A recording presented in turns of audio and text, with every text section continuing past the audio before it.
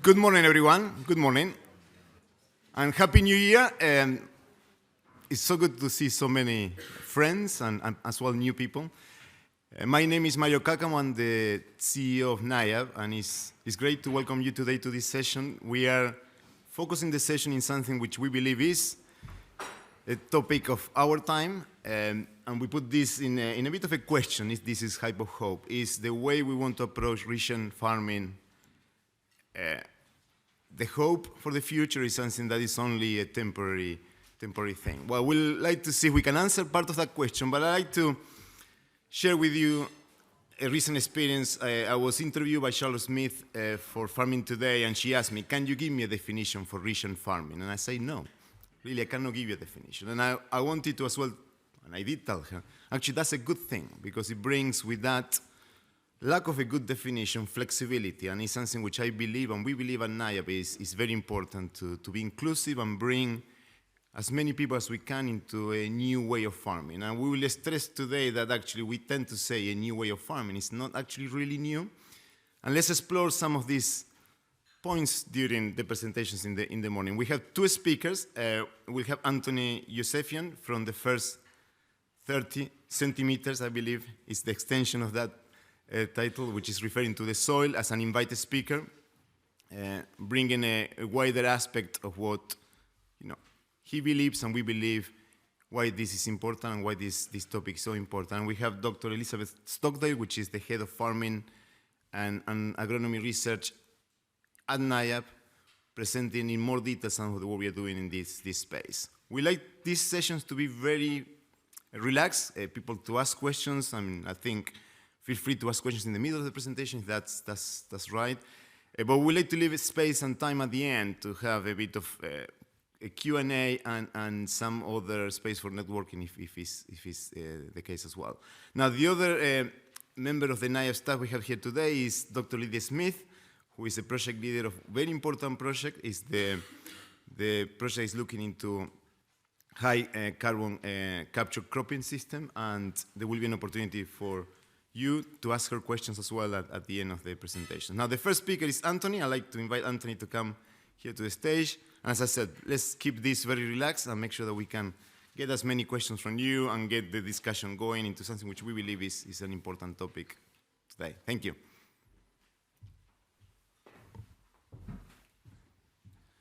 Morning, everyone. So, my name is Anthony Yousefian. I'm partner of the First 30. My background actually is in finance. I started off in the asset management industry. And on that journey, I started to see that the markets was very concerned about the state of nature. And we started to see money starting to allocate out of, arguably, companies that were extracting from the environment, be it mining, fossil fuels, and wanted to allocate to clean, or let's just say, environmentally friendly companies. Now, I saw this on the private side from people's pensions, but then I also started to work for a Chinese government bank, and they were completely obsessed by this narrative as well, and that food security was their #1 priority of investment outside of China. So this kind of compelled me to kind of understand why money wasn't allocating fast enough, if this is the biggest, most important thing in our time. And the thing that struck me was that we struggled the ability to quantify that environmental impact. So money couldn't allocate to the right places because it didn't know where best or what is the right thing to do. But obviously dealing with nature is incredibly complicated, but I'll get into. But on that journey, I felt compelled to leave the banking industry and throw myself in the deep end of trying to build some of this technology in agtech. And I've been on a journey trying to build 2 businesses. I've worked on a farm for 2 years, a top fruit farm, and trying to help their digital journey. But from that, I still found, even at the early stage, venture capital in itself was probably not pointing in the right directions. I don't sit here saying I'm an expert, but just from my experiences, was the whole system didn't understand the systems, the multiple systems, which I know many of you appreciate, that exist within the food system, and how incredibly complicated. So, but this is elementally probably culminated in this slide here. When I saw it from the descriptor report, the descriptor review, which was looking into the economics of biodiversity, which was commissioned by the UK government, and the report came back in 2019, this chart stood out for me, and it probably explains what is probably happening in our world. The demand, our human demand on the planet's resources is effectively, and I've rounded this up, 2 Earths. We demand 2 Earths worth of resources from our planet, and that's our ecological footprint, and our footprint is arguably creating that massive hole in the planet, in other words, degrading its balance sheet, degrading its resources, and we're degrading the planet. So this chart, just like everything, it kind of summarized, I thought, my feeling and what I was seeing in the kind of market. So this is what we have to solve for, arguably, and I'm sure many of you understand this. So the thing is, we need something to essentially focus on, and this is why we're called the First 30. We invest in early stage companies that are data-driven and that are regenerating nature through soils. So we like to invest in companies that are quantifying many of these systems that result in improvement of soils, because we think soil is the most undervalued asset on the planet. As I mentioned, that planet is degrading. Soils are degrading at a rapid rate, and it takes so long for soils to regenerate. We're just not going to see it in our lifetimes. So this is land, soil, effectively, is one of our most important assets, and it delivers multiple benefits that you see here. So life and energy is everything, and us as humans get our energy from the food system, and the food and agriculture essentially is our interface with nature. Just to kind of boil it down, more than 50% of GDP is reliant on nature, and there's reports on this, which I can refer back to if you want to follow up with. But this is the problem at the heart: is the GDP and economics do not understand this dependency on nature, and we're only starting to understand it at this moment in time.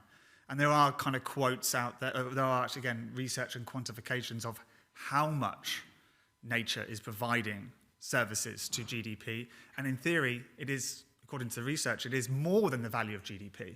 So why are we degrading it if this is so important? And it's because we do not have the links. This is the problem that we see, is we do not have the data on the economic connection to GDP. And this is one of our missions, essentially, at TFT, is to make this true. Well, make that line effectively stronger and fill it in by understanding when you measure the outcome of nature, what's its impact effectively on GDP. But these are big numbers, right? If these are such big numbers, why aren't we doing anything about it? And go back to it. This is what's happening right now. We continue to finance 7 trillion a year is being financing that destruction of soil or the destruction of nature. And we're only investing about 200 billion a year. But for me, this is not depressing. This is an opportunity. This is one of the biggest trades I've ever seen of my personal lifetime, which is coming this way. Market forces will eventually play out. We've seen it in our food system in the last 2 years, the inflation pressure. I think it's been the Sheffield University did a report that actually a lot of the food pressure inflation came out arguably from climate change influences. It was driving a lot of that. So it's starting to come home to us. And so, yeah, this negative feedback loop is happening. We're getting this environmental changes which are impacting nature, which are just degrading that 100 trillion. So for me, the business case is there. We just need to show those kind of links. So this is our thesis, that this is the largest opportunity of our lifetime. Companies who regenerate soils will become the most valuable in the world as we build those links, as we measure and show the data between not just soil and food, but soil and healthcare, soil and real estate, for example.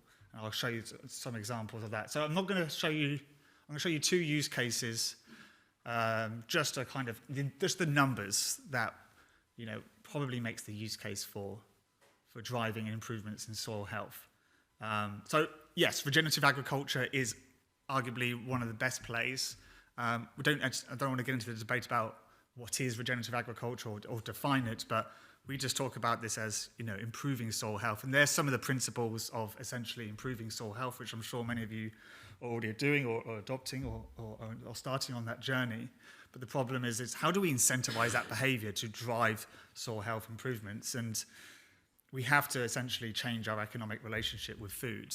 It's always been this perception of food should be cheap. And the true cost of food is probably not accounted for. I don't know if this is a blip. Seems to be turning. There's multiple factors to this. But I'm showing you here disposable income as the spend on food from personal income from the US, but it's probably reads across into the UK and into Europe. It's no different anywhere else in the world, definitely in the developed world at the very, very least. So how do we, as I was showing you there, the value of food is arguably too low. And so food needs to start capturing value from elsewhere. I don't think it's a game of being more efficient in the system. We've made this food system arguably very efficient and available for the last 50, 60 years since World War II. That's been the game, make food freely available. But now we need food obviously provides massive more value to the world. So now we need to, what the food system needs to come together, food and agriculture needs to come together, is actually have a new competitor. I would argue and advocate that food guns for healthcare as a competitor. It's not between each other, because the true cost of food, yes, our food value system is worth 7 trillion in the world, but 10 trillion of costs, call that 10% of GDP, is being spent on healthcare related to food. Chronic disease related to food is one of the biggest killers on the planet. So we are spending a lot of money. So that, for me, is an opportunity for food as healthcare to go capture that. This is not about $50 ton carbon payment. This is doubling the price of this food system. Now, that is extremely exciting for investors if the growth rate of that food system starts to capture that 10 trillion.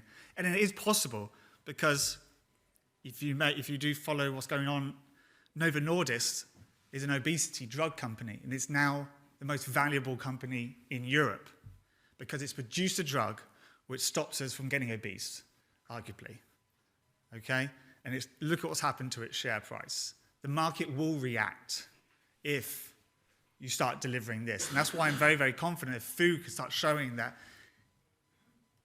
with better, let's just say, nutrient profiles of food, for example, it can start capturing this value, and the market will reward that. So we need the data on that. So just to give an example, we've invested into this company called Audacious, which is measuring nutrient density of food.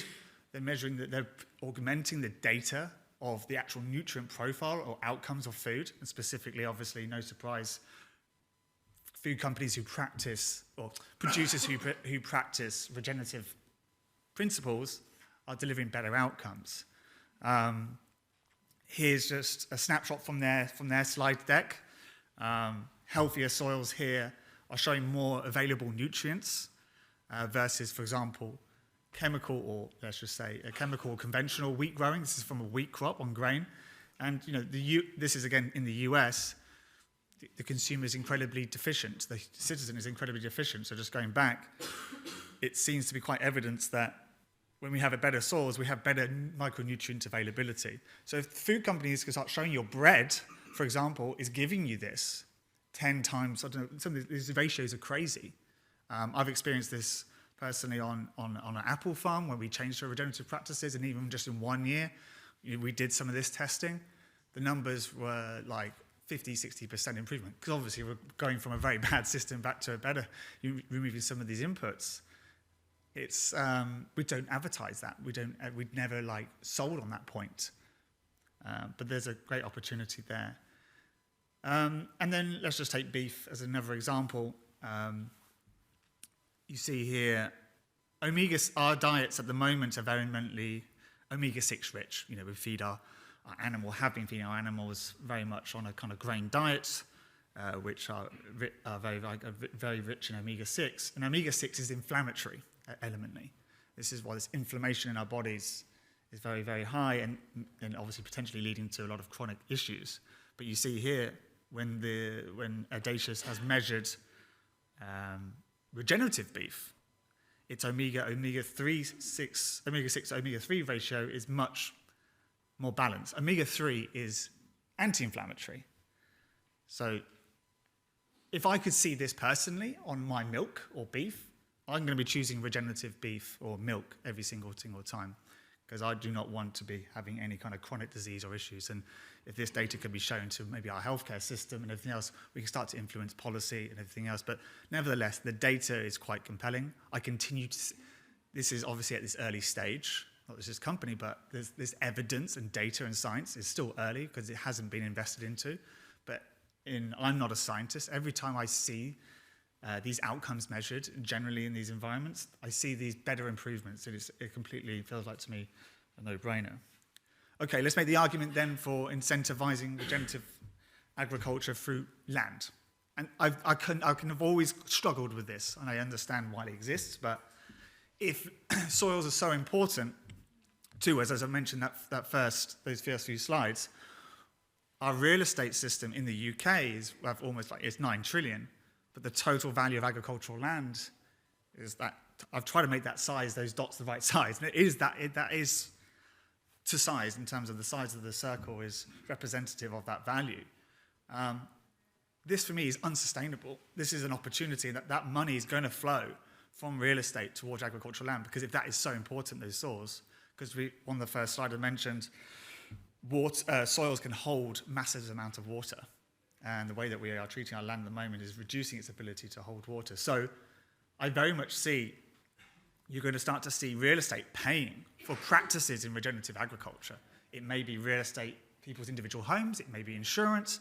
I see the numbers that could be paid towards incentivizing those kind of practices on agricultural lands could be quite significant. And you don't need as much money to change the value of that system.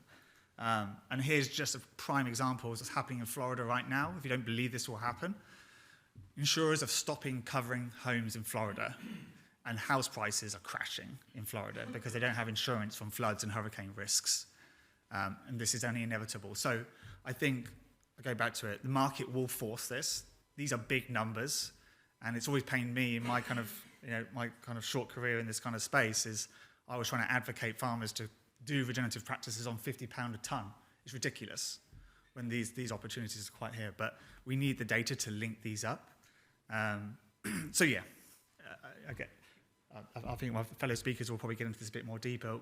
These are some of the facts and figures, but 1% increase in organic matter can increase the water holding capacity by 160,000 litres for every 1% increase.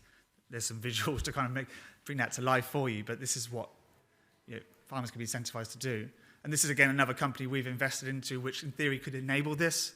Regenerative grazing, when I've kind of looked into it, is simply, it looks like an incredible value proposition. You can increase your yields, you can increase your profitability, and you don't actually need the incentive. It's just needed the data to know when how to implement regenerative grazing. And what Rumi does is using earth observation and sensing on the ground, measuring the height of grass. They just nudge the farmer with a simple free app when to move the cattle on.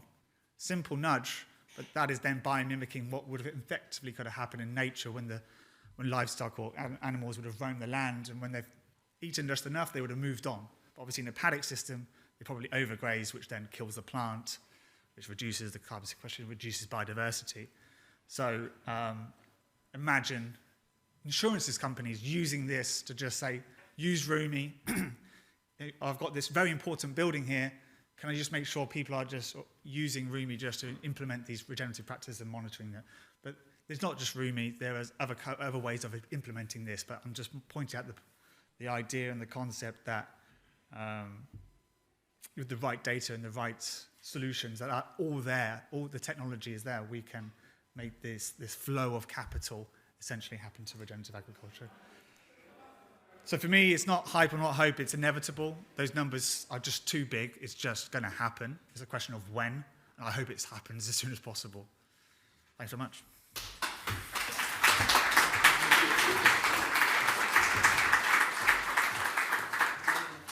Thank you, Anthony. I think Anthony made a very compelling arguments, making a strategic case, economic case as well. I would like to leave the space. If there's any immediate question, we give time at the end anyway. Is there any immediate questions or comments now? Or please raise your hand. Okay. Now, following on the economic case and the strategic case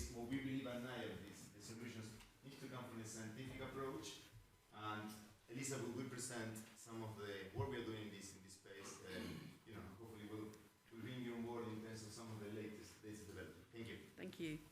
So I think many of you will know me. I stand in holes in the ground on a regular basis, whittering on about mud and how important it is. I'm head of farming systems research at NIAB, and Anthony's already started us off thinking about those.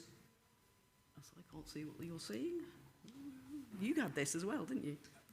There we go. So it's how hard you press it, yeah. So Anthony's already started us thinking about regenerative systems, but taking us beyond the farm gate and thinking about what the drivers for those changes might be and why they might be needed. I kind of want to bring us back and focus in the agronomy and on the farm. But I want to just give us this picture first, which is a diagram from a paper by Ken Giller and colleagues at Wageningen that did a review of regenerative systems and how they should be visualized and what should be going on. And they very much saw that this conversation about regenerative farming systems was no longer just about farming systems. It had, I think we might say sometimes, spiraled out of control, or perhaps spiraled in great directions, to actually now start to encompass like huge changes in worldviews and perhaps new food systems, and actually all those things we should be talking about. But if we're thinking on farm about what we might do and what practices we might do and whether they even work or not, we've actually got to bring ourselves right back down to those agronomic considerations. And that's actually obviously at the heart of NIAB's business, to bring that good plant science into practice, to work with our farmer members, with farmers across the country, to think about how those things might work out in practice. The key for me as a soil scientist is that farming became dissociated from biology. Mark in the audience. Chemistry did a great job, didn't it, Mark, in giving us ways to enable plants to be grown that didn't require us to think very hard about the biological cycles that underpin them. And it's still doing a great job at doing that. And we need that chemistry to work well, but we need it to work in partnership with the biology and the physics and all those other things in the system. We need a rebalancing of the way we see farming systems and how they work. A recentering, perhaps, of the biology at the heart of the system so that soil health becomes not about just chemical fertility, but about that whole balance. And if we look at how regeneration's been talked about, and you'll see me getting really sad, I apologise for my Who reference, that over the time that I've been working in soil science, and this graph pretty much maps my journey through my research career, where we started talking very much about soil fertility, about having the right nutrients in the right place to grow crops well. In the 1990s, we started talking more, and I think from a scientific perspective, around soil quality, the fact that the qualities of soil, physics, chemistry, and sometimes biology, needed to be in balance. As I came through and led work in 2017 onwards with AHDB on the Soil Biology and Soil Health Partnership, that recognition of the importance and centrality of biology became even more key. And we recognised that actually soil quality is a really dull word, isn't it? Well, let's talk about the quality. Soil health, on the other hand, allowed us to open up conversations and talk in different ways about how our soils were working. And in parallel, there were some other dull words. Sustainable agriculture. How dull was that? Keeping stuff going. No wonder farmers looked for those who were taking on new approaches and new ways of doing, different ways of talking about what they were doing. And so phrases, conservation agriculture, also quite dull, let's just conserve what we've got, became regenerative, thinking about changing and improving the systems that we were working in. And you can see that explosion in the way that those systems and those ways of working has been talked about and captured with bringing together thinking about holistic planned grazing, thinking about soil management, but also thinking about all of those input uses, circular economy systems, all of those things that might fit together to allow us to think slightly differently, to rebalance the way we're thinking about farming, not as an input-driven system, but a circular system in which farmers play a really key role at that local level, making those systems work. And at the heart, at the start of that upswell in the use of the term, of course, is groundswell. That bringing together of farmer interest, farmer thinking, not always, sensible, not always necessarily linked to the scientific principles on which this stuff is based, but a really brilliant conversation. And if you haven't been to Groundswell, you need to go. You need to go and explore and have those conversations in new ways. It's not, of course, just about talk. It's also about action as well. Mother Dole sorts of references. On-farm research demand is coming from farmers. If we ask our farmer members what they want to know more about, those regenerative questions, whether about blends or about soils or about rotations, are towards the top of their list. They want to still know about the most appropriate fungicide program for the newest varieties, but they also want to know about how to link those varieties into blends that mean we can use fewer fungicides. Those questions are changing and evolving, and we need better information to support those changes. So, if there is no recipe for regenerative farming, is that a problem? Inherently, for me, there cannot be a simple definition of regenerative farming because we've got to work with a diversity of soils, climates, markets, and farmers. And what works in one place won't necessarily work in another. So if I wave my finger and tell you all that what you really need to do is this thing, it will work in perhaps 50% of cases, really be catastrophic in 10% of cases, and be just costly for your bottom line in the remaining 40%. So it really matters that we take locally adapted solutions. So having principles that we can work from, that we can work back to, that we can just check in and of ourselves, is this about right? Is old-fashioned, I know. It's husbandry, for goodness sake. It's that old-fashioned, not management by recipe, but, well, does it feel right? Is it going to work in my field at my time? How are things going this season compared to last season? I've tried managing my husband, it really doesn't work. So actually what we need is a new way of looking at how we think about our farming systems, and at the heart of that will be new ways of using data. So I'm excited at the things that Anthony's bringing into farming to help us look at those information differently. Talk about principles, of course I'm going to show you a picture of a tea towel.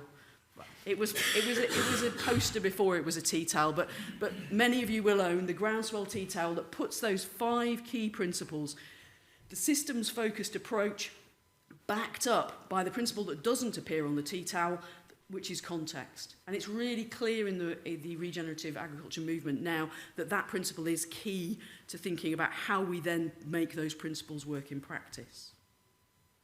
These elements come from conservation agriculture, they come from organic agriculture, they come from holistic planned grazing. Goodness gracious me, why would we make up new things if old things work really well? Let's bring those old things together really well and add the new things when we need them. That isn't, of course, to say we don't need new things. We need to start to look at these systems as systems in new ways and look for the ways we can best support and enable them to move forward. Whether it's in blends, in the use of more diverse lays, in bits of kit. I'm not the person to kick tyres and play with bits of metal, but I know men who can. And actually, that's really important, because if we set up our piece of kit wrong, whether it's a direct drill or a plough, we can do more damage with it than good. It isn't about the machine, it's about how we use it in practice. And hence monitoring and checking what we're doing, here just a picture of looking at establishment, is really important. Regen, of course, based on those sound principles of science. I'm a soil scientist. This is the stuff that soil scientists have been whittering on about for years. Organic matter, it's really important, you know. I've been saying that for like what feels like hundreds of years. But we brought that stuff together. There are now really nice ways of seeing and using that, informed and helped by AHDB's bringing together of that work in the principles of soil management that actually brought together the applied scientists working on soil from Scotland and across England, so ADAS, NIAB and SRUC working together to create these resources that underpin the best knowledge that we have. And those principles there, feeding the soil, moving the soil only when we need to, they're the regen principles at the heart of what we're looking to do. But we need to go back and to move forward too. So we need to look for those new wheat genotypes that might really allow us to exploit and make the best use of our soils. That means going back to future wheat. sounds Back to the Future, that's another one of those, isn't it? That we go back to the original breeding. We go back, rebuild this genome to have a look for things that we've missed in our breeding programs so far. Exploring novel wheat genotypes isn't just about doing science, it's also about testing our current varieties in regenerative systems. It's difficult to do plot trials in regenerative systems because actually plot drills aren't heavy enough to drill properly in regenerative systems. It's more problems for scientists. We love to whinge about problems. But we're working closely with the farmers to enable those things to be tested in practice. Looking for that top end of that graph down there, those varieties which are going to make a step change in production, in nutrient at lower nitrogen use levels, for example. And Lydia is here, so she can talk about this one later if you really need to. But that isn't just about crops that we already know about, but it's also about new uses for those old crops. It's also about bringing crops together in new ways to look at our rotations, not just as producers of food, but producers of construction material, producers of fibres, thinking about how our soils can hold carbon more effectively and hence design our rotations differently. What it probably will mean is more farm diversity, more different crops grown in different ways, even next door to each other. This isn't a bad thing. Biodiversity will love it too. This integration of a more diverse system is going to be really important. And thinking as a consequence about how we put this together is really important. And one of the most exciting things about this project is the way it takes the whole chain from field to farm to market and looks at that whole chain through the system. It's important too, though, to integrate at system scale. Practices, great, studied on their own, variety over there, marvellous. But actually, how does that work when we put it in a blend? How does it work when we have to design a programme? What happens to the next crop? Because we can grow this crop really well, but if that has knock-on effects for the rest of the rotation, it's just not going to work. We need to start to think and be able to assess things in that much bigger and integrated way. Of course, I'm going to big up what we've been up to, but there are other people who've been up to it too, looking at farming systems research, that putting together, some of it about multifactorial trials, big plots, big combinations, but a lot of it about on-farm monitoring and bringing information together. So at the end of the thinking, actually we've got to think about how these practices fit together. We've been talking through NIAB with farmers about soils, about all sorts of things for a long time. So this slide summarises where I think we are in knowing, okay, I want to move towards regen agriculture. What do I need? Actually what you need is a willingness to explore. What you're going to need is actually a preparedness to think differently, to actually learn from failure as well as success. For me, it's not about the particular big bit of shiny machinery that you might need to buy. There might be a bit of that, but it's not solely or even importantly about that. It's not, unfortunately, Lydia, only about a particular crop that we might get excited about, though it will be about that too. It's not going to be about a magic spray or it's not. It's about a system integration of all of these things, a focus on margins, not on yield, and actually that very old-fashioned thing, knowing your farm really well, enabling you to move forward in a way that works for you as an individual and for your farm as an integrated business together with its physical environment. For me, that's hopeful. I see and interact with farmers who are making those changes. This is not something that's being imposed on farming. It's actually something that began and was driven by farming. And farmers are coming and looking and challenging folk like me to say, give me the answer to this thing. I'm seeing this change. Tell me how it works. Is there hype? Yeah, of course there is. Because actually when you've got a great market and an expansion, what a great opportunity. This magic thing is going to fix everything you need. And have you thought about applying? Some of that might be really important and some of it might not. We need to be able to develop the skills on farm and in science to unpick and to help and support farmers from a NIAB perspective to make the right decisions, to have the screening and the testing in a way that actually helps farmers to make decisions for new products coming to market. And we have that and had that for a long time for fertiliser and pesticides. We're beginning to see some of those frameworks too now on the biological additions to soils. We need more detailed science. Of course I'm going to say that. I'm a scientist, for goodness sake. Anthony, if you'd like to sponsor us to do some more work in this area to get your evidence, we'd be really happy to do it. We need to map and understand how this transition works, and that we need to do that in partnership with farmers. So designing systems that are really transitions to look at how those changes are happening. Not to pop in later and see what difference has been made, but to design and evaluate those transitions as they go. And some really interesting work currently, I guess, in its early stages. We need 10 or more years of these data, and you haven't got time to wait for that, so we've got to learn as we go. And that's the other thing, science has got to learn to do better. We've got to enable ourselves to assess change and build our data as we go. And of course, I'm going to show some more soil examples. But tools like that very simple soil health scorecard to give us quick snapshots of understanding what's going on, monitoring changes through the rotation on farm for ourselves. We need to build that information together with one another. One of the reasons Groundswell is brilliant is because it's full of farmers chatting to each other about the ideas they've got, and sharing and bouncing those things off and trying to learn together. And so learning, training, exploring Regen Ag is really important. It's why we partnered up to help deliver plot trials at Groundswell, but also to deliver training with Groundswell. And as we go back to Anthony's beginning, though, to some extent to the food system, it's really interesting to see that supply chain partners have recognised that it's not about a regenerative stick with which to beat their suppliers, but what they want to do is create a way to support their suppliers to go through this. Now, I'm aware that probably comes with all of that stuff that, of course, retailers and big suppliers do. We need to get better at, and the OFC is really clear today about that. The audits are one of those things that are constraining innovation in farming, not helping it. But in that, despite that, working together on principles with the supply chain to understand better how we can regenerate soil, water, climate and biodiversity, for me that's hope, not hype.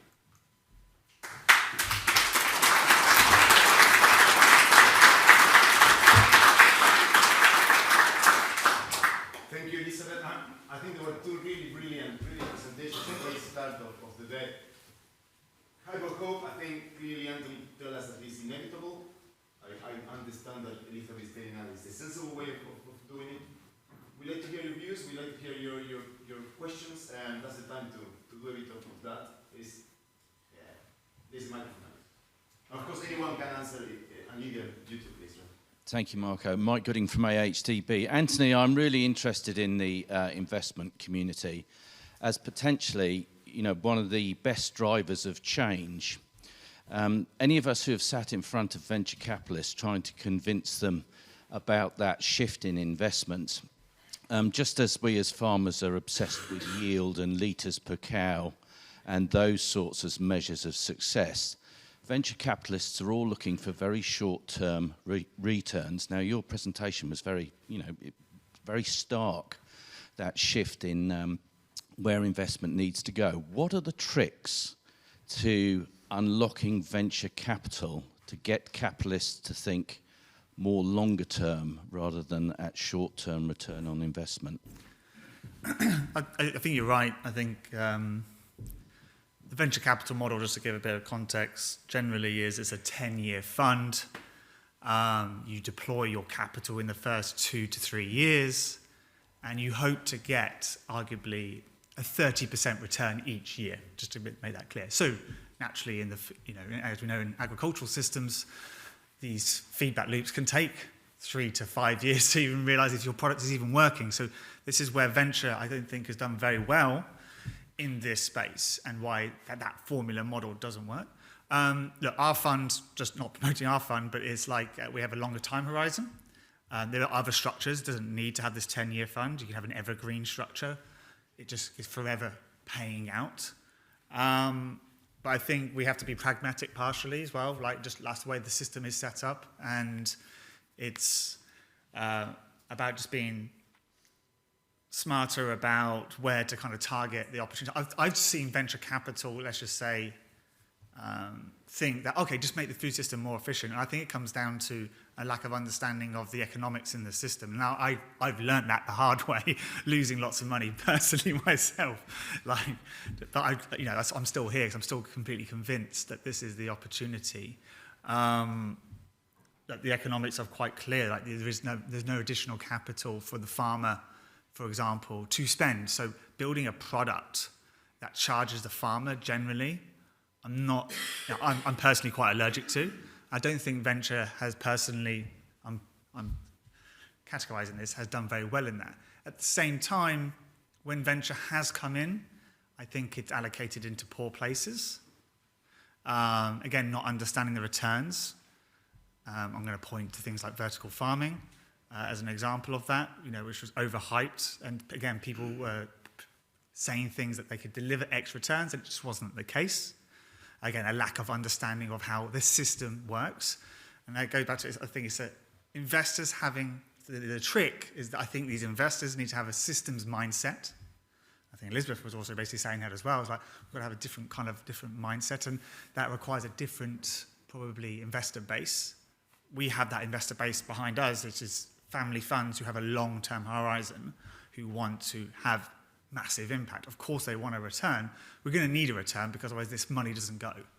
We need money, capital will flow as long as you can clearly show the returns. And there just need to be smarter go-to-market strategies. So I do see, I'll give you an example. I've seen a company just recently which is doing improving pollination rates inside polytunnels. The company's called Alombria. Some of you might know them, right? What I find very exciting by them is they are doing this on strawberries, a high-value product, right? Okay, it's not into the whole of agriculture, but that cycle is there's 2 or 3 flushes in the year of that crop. So we can they can perfect their product quicker in that market. But once they start to prove that this data point, that pollination rates with flies improves your yield, and improves your quality, they're almost facilitating them to kind of go into the other markets. So it's about being smart about where you go first with your product. And I like, for example, them going for the high-value crop. Yes, it's strawberries, it's not in soil.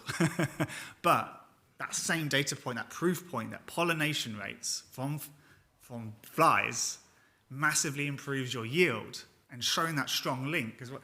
And you can just show that data. I've seen in my personal experience, farmers will adopt. You just got to remove that risk of taking that bet. They're the best risk managers on the planet. They're better than I was when I was a risk manager. They deal with much more risk. So we need to start, thinking about that. So sorry for my long-winded answer. It's a complicated answer.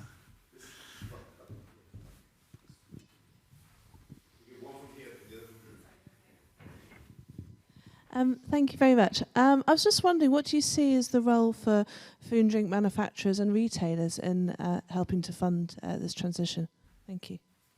Yeah, I think I was hinting at it personally. I think they will become the most valuable businesses in the world. Personally, the way I believe the markets are moving is they will reward the companies. You already get a premium in the market, or have got a premium in the market for being ESG, right? But now that is kind of, ESG is arguably dead. You've got to quantify that E of the ESG. If you get the S and the G, the E. And when you can quantify that, you can achieve a high premium in the market. The market's starting to reward that. And as the market wakes up to that, those who can regenerate nature and its value is incredibly high, then again, the market reward that. Now, I can't see Tesla ever being nature positive, truly, in its supply chain, right? Can't see Apple or anyone else like that. Food and beverage businesses have a massive opportunity, but I understand it's hard given where the price of food is right now. So that's why I kind of advocate for, I think there's a massive opportunity in food and beverage companies gunning for healthcare and saying that we can produce products which are nutritionally dense for people. And this is a big topic in itself. We didn't even mention regenerative agriculture when you actually start sourcing for nutrient-dense food, because that will be the de facto. You just have to basically get from healthy soils. So it's in this whole debate of climate and everything else, in the end, we are humans. We are elementally selfish. We look after ourselves, our family first. And when you're asked to look after the climate, it's a hard thing to do. But look after health of ourselves and our children, I think as citizens, we'll do something about it. So I think F&B companies have a massive opportunity to win on that point. Can I just Sorry. I think some of the changes that farmers are being asked to make are high risk to farming businesses, and food and drink companies can take some of that risk. So, for example, development of lower carbon fertilisers and so on, actually investment of food and drink companies not in that development and supplying those materials to farmers, taking that cost out would be a really great thing. And there are other things too where there is likely to be clear benefit, but actually asking the farmer or the farming industry to take the risk is not the right place to bear it. So I think there are really great places that the food industry can work in partnership, but across the supply chain, not just for their suppliers. But also, I think there really is a question around the evidence is important, but pushing that evidence pressure back down to farm, and especially where we're asking farmers for audits, for full suppliers, that I think that's shocking. And I think we need to do something about that. I wanted to add something too.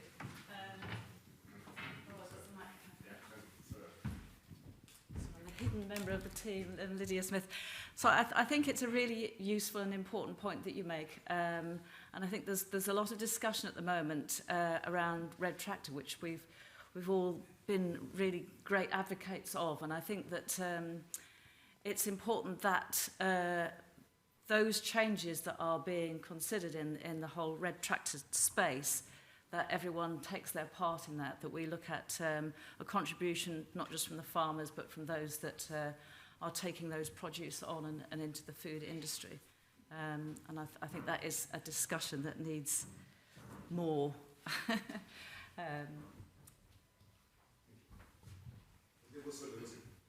Yeah. Sorry. I find it interesting that all three of you couldn't define regenerative agriculture. In a room of farmers, I think that's absolutely fine. I work in, as I'm sure you're aware, with farmers, with environmental groups, but with members of the public. And I listen to your venture capital ideas as well, and I think that's really, really quite important. But until we can come up with a definition to explain to the general public quite simply what regenerative agriculture is, I think we're always going to struggle. I use the very simple term on my own farm and for my own business is I am replacing death with life. Very, very simple, whether that is the soil, biodiversity, whether that's our local community of which farms used to be such a huge part of. I just wonder from you as three on the panel, what do you feel about that very simple definition and whether we could take that forward as just something that we could actually then start the conversation and expand on as to what is a definition of regenerative ag? I'm going to go first. If I'm backed into a corner, I can define it, but I don't like doing it because I think a bit like saying everybody should do this, it excludes as much as it helps. So I can. If we define it, we can define it by outcomes easily. Better soil, better water quality, better biodiversity, net zero, livelihoods, high quality food. That's at farm level. You know, I can do that. We can do outcomes. A regenerative system will deliver. We can do that. And that helps us then get to a point where we could start to incentivise and measure those. But definitions then become tricky. Well, what exactly do you mean by healthy soil? And is his healthy soil the same as his? I think definitions become sometimes tricky, which is why I don't like them. And for me, the really tricky things that we haven't talked about, what do regenerative root crops look like? We're not going to stop eating root crops. We're going to need to think about what that means in a system. That's tricky. That doesn't fit in the current principles we have, or at least it's marginal. What does regenerative farming on lowland peat look like? That's actually, there is an opportunity, but that's not anything to do with the principles we've just talked about, because those soils work really differently. So actually, I think becomes really tricky when we start to talk definitions. I think it's actually, for me, I'm a wimp. I wimp out of a definition because it starts to close down the discussion rather than open it. And I'd rather open a discussion to think about how do we get better soils together? How do we get better climate and so on?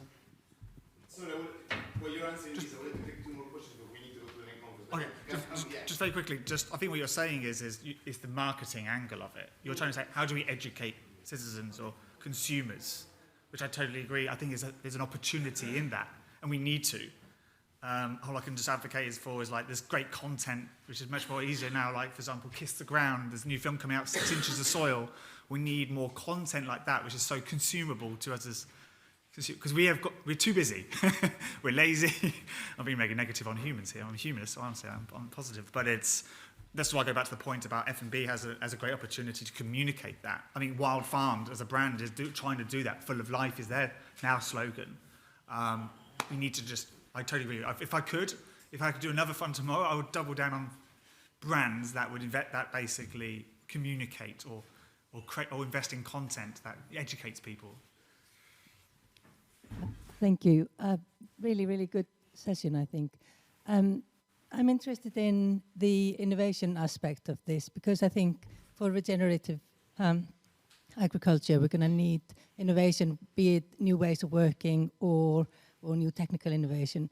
And what I've seen in the past few years is that it's not being done enough in collaboration with farmers who are the end users of that innovation. What do you see in that space, and is there anything we can do to improve that?